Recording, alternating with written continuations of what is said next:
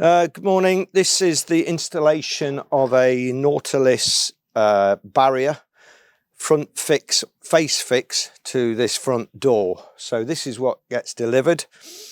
On this one, these are powder coated black to match the downpipes. So they are the front facing fix rails that will go onto the wall like that. So you have two of those, a left and a right.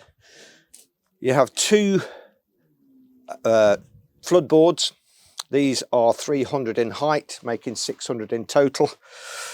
This is the base rail that will need concreting into the ground to form a perfectly flat seal with the barrier itself. You also get in the packaging two lugs, which we'll show you when we come to actually do the installation, help secure the barrier down into place. These are two neoprene pads that we put under the base of the rails, which we'll go into when we show the installation of the side rails. And all importantly, the Allen key that we use to tighten everything down with. That's the kit that you get for a 600 Nautilus barrier. Okay, so we have to install the base rail in front of the door to form the bottom seal. So we just make sure that it's the right length and it's going to go across there. Advantage we have in this one, it's block pavers. So what I'm going to have to do in a moment is to break out and lift these block pavers. That will give us enough depth to get a good bed of rapid set concrete in and the base rail back in. We are lucky with the block pavers. If this was concrete, what we'd have to do was mark a line. I'll then cut it with an angle grinder or a still saw, then break it out with a breaker that I do have. And again, the depth you need is anything from 50 to 100 mil in depth of concrete, making sure that the water can't get underneath that base rail. We're now going to use a breaker to pull the block pavers out. I've just offered the base rail to the floor to know which block pavers I am going to take out.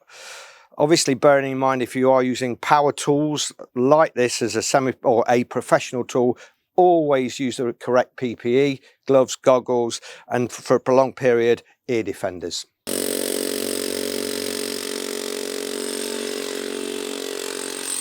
Okay, so the block pavers have been lifted out of the way. We've got it down to the right depth, which is the depth of the block paver. We're into the sub base there. That's enough depth to put the concrete in. We just want to make sure that we're taking enough out, as in does it fit. We try and leave it equidistant from either side of the door when we come to put them in. We also need to make sure we come far enough away from the door for the side rails to fit directly over. So there's plenty there. So that is that phase done and ready to concrete. Slight difference with this one. Looking at it, we have some concrete projecting out from the actual brickwork. So what I'm going to do next is mark that out, score it with an angle grinder, and then break that off so it's flush, so that the actual side rail will fit flush back against the brickwork. As you can see, this face fix side rail has a 75mm packer, so it projects out further than the door sill itself.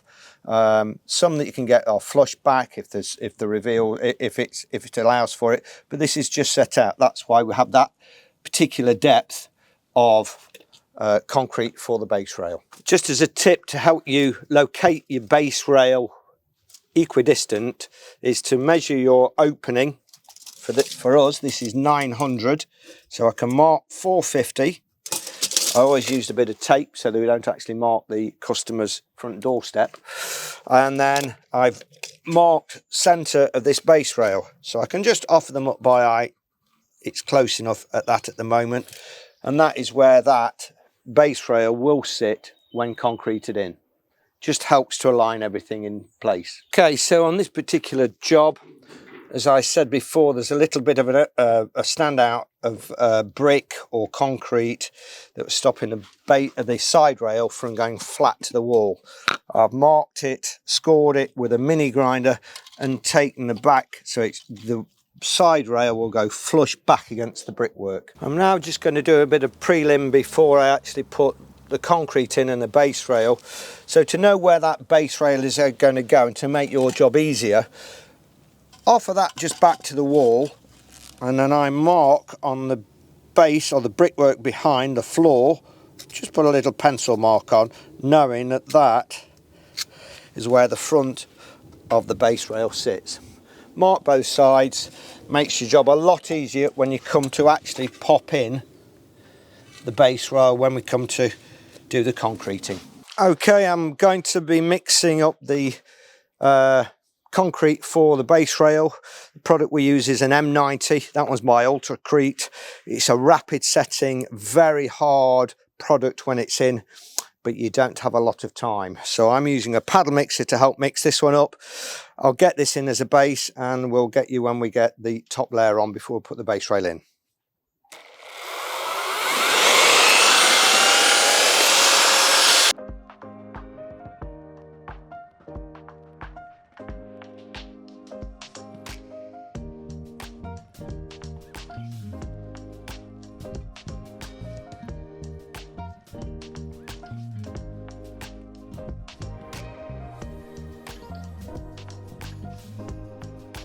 I'm about to put the base rail in. I'm just checking that it's the right depth away from the wall on both sides before I tap it into place and then make good the mortar from there. So that is spot on for depth away from the wall.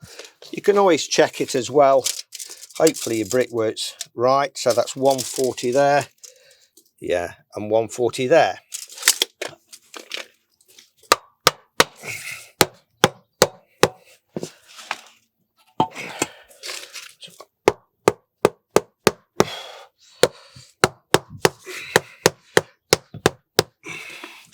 Making sure it's level. Oh, grief. Oh, it's almost like I've done that before. So that is showing as level there. So now all I need to do is point up round it.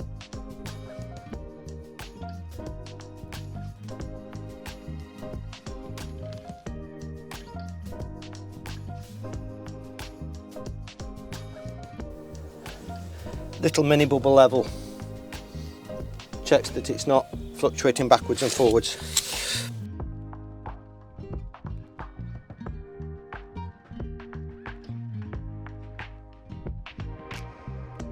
Base rail is now in. The product we use is a very rapid set, very hard setting mortar. So what I'm making sure is that the base rail, we have made sure the base rail is perfectly flat and level, and now we're trying to blend the mortar into the blockwork, which obviously isn't perfectly level. Obviously the drive needs to slope somewhat, so smoothing this out, it levels it, making sure at either end that from the wall to the base rail is perfectly flat for when we put the base rail on. So it's a bit like grouting tiles.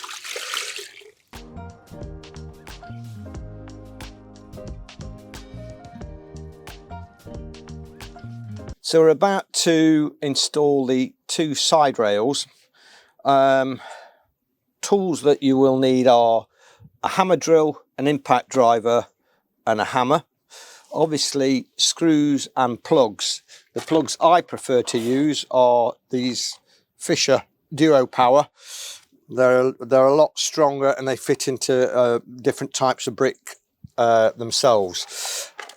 On this one, because it's face fixed, the screws I'm using are an M5 by 50mm. There are 6 on this, so that's plenty of fixings to hold that flat back to the wall. The silicon or the mastics that I'm using are, I use a CT1, which is a tribrid mastic, so it's good for adhesive and sealant, and it can be applied in damp conditions. So if your brickwork is still a little bit damp from the rain, not an issue. When it turns up, the neoprene bottom that goes underneath the side rail comes as a sheet like that. The best thing to do is mark round it with a felt pen and cut it out. Other than that, this curls up, looks untidy, and actually isn't doing anything, and it's easier to seal round when it's in place. So that's how they come. That's what I'm going to do, and then I'm just going to get on now and install this first side rail.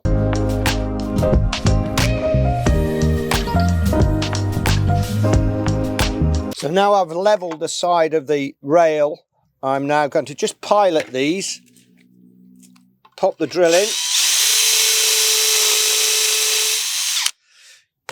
If you find it easier now you've done that one, you can put a screw in there to hold it, or you can go round and pilot all the other holes and then drill those out.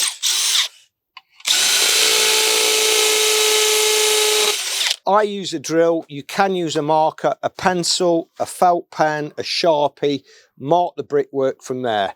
Again, if you're unsure, fix one hole, don't over tighten it, and then make sure it's plumb, then pilot the other 5 out, and then you know you're going to get it absolutely plumb on.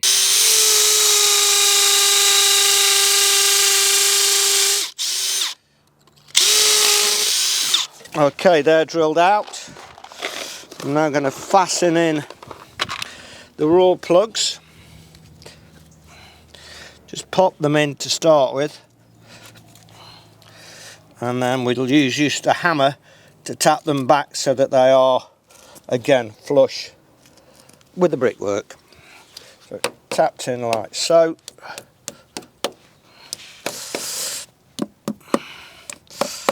Next job is to get the hoover out and clean it up. It wants to be completely free of dust when we apply the silicons, when we apply the mastics. Holes drilled, raw plugs in and cleaned down, all the dust has been removed. We're now going to start and use the CT1 on the base where the neoprene gasket is going to fit, just to hold it into place. I'm also then going to bead up along the side profile where the barrier rail is going to fit again. So nice thick bead all the way up and across. I go down the other side. I can see where it is because I'm following the line of the raw plugs. So I would say you can never put too much on, or you'll just end up with there's a lot of it squeezing out, but at least you know you've got it. So I also seal up along the perk joints because they're normally recessed. So plenty of silicone on there. So that's the wall beaded up. I'm now going to do the actual rail itself. Now I've got to be slightly careful with this, with it being powder coated, so I don't scratch anything. But again, a good bead of silicone right the way across, so that there's no chance of you missing any of the back of this side rail. So we've gone all the way along the back, right down to the bottom. Okay, now I'm going to turn it and get some actually on the bottom itself, so that when it goes onto the neoprene, there's a small amount onto the neoprene as well. Pretty much belt and braces with all of this stuff. Going round, making sure there's no point where water could ingress when under flood situations. Okay, and again, don't panic if you do spill or put a bit too much on. You can always wipe it off later. Okay, the neoprene pad goes down, held into place with that silicone that you put on there, and then we go to place the side rail on top of the neoprene going back. Right, screws, alignment of screws. Again, I always put them in first, make sure that they're all lined up, and it will be the same when we come to tighten them. Don't tighten them one at a time, don't over tighten them one at a time. What we need to be doing is tightening them up each one as you're going along. So screws are in like that. I use an impact driver. You can use a normal screwdriver, but like I said, don't over tighten them to start with. We want to make sure that it goes back evenly.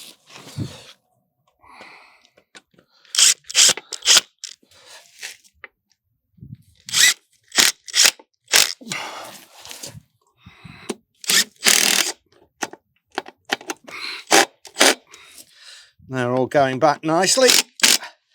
Yes.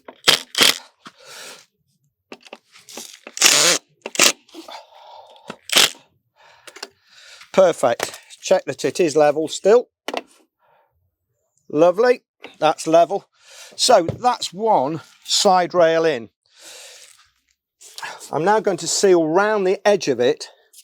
This is about the most important bit. I use a super clear product, and it doesn't matter whether it's black, brickwork, stone, it's practically invisible when it's on. And again, make sure there are no gaps down the side, particularly this side on the outside. Good steady hand. All the way down to the bottom. I bring it back across the bottom edge so nothing can get out from there, and across to the front. I also do the inside as much as anything for aesthetics, I suppose we're saying, and again making sure that there's no points of ingress for any flood water. Okay, that's beaded up, and then to tidy it up I use a wipe. You can use a cloth, but these products help you to keep your hands clean and your clothes. Use that. There's no particular tool that you can use for that apart from your finger, because obviously the bricks are pretty much all over the place. Again, just make sure it's nice and neat and well into that joint. Same across the bottom to the front edge, and there you have it.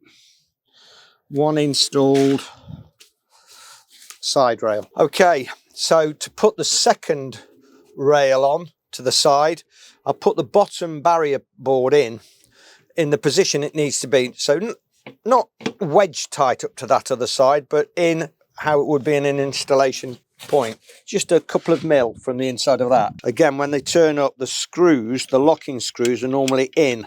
They need to be fully out so that barriers can slide in and out. So again, what we could do, easiest thing to do, right, that is where that needs to fit. We get the spirit level. I can just mark the wall temporarily so I know it's in the right place. So again, that needs to go over a little bit. Again, just to adjust it till it's right for your situation.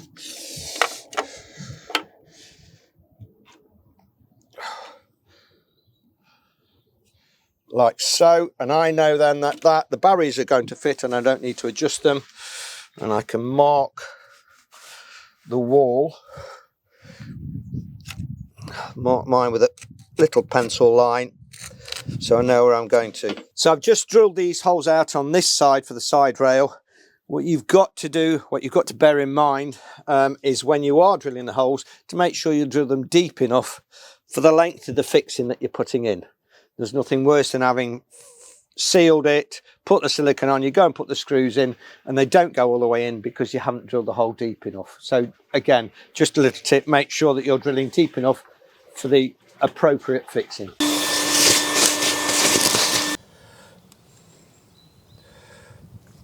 Okay, we're coming to the actual installation of the barriers after we've installed the 2 side rails and the base rail. If I'm installing, if flood protection are installing, we always take a can of silicone lubricant spray, leave it with the client along with a little toolbox for all the Allen keys and the little top locking nuts, etc. And always spray them, which is something you'd need to do for maintenance anyway. Spray the seals.